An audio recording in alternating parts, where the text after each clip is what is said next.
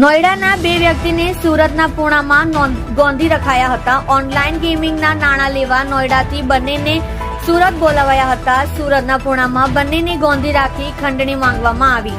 આરોપીઓએ ખંડણી માંગી 3 લાખ ઓનલાઈન પડાવ્યા. નોઈડામાં માસિયા ભાઈએ કંટ્રોલને જાણ કરી. લોકેશન પૂણા પોલીસનું બતાવતા કંટ્રોલ રૂમમાંથી પૂણા પોલીસને જાણ કરાઈ. આરોપીઓને પોલીસ તપાસની જાણ થતા બંનેને છોડી મૂક્યા. ટેકનિકલ સર્વેલન્સ અને લોકેશનના આધારે પોલીસે 4ને ઝડપી પાડ્યા.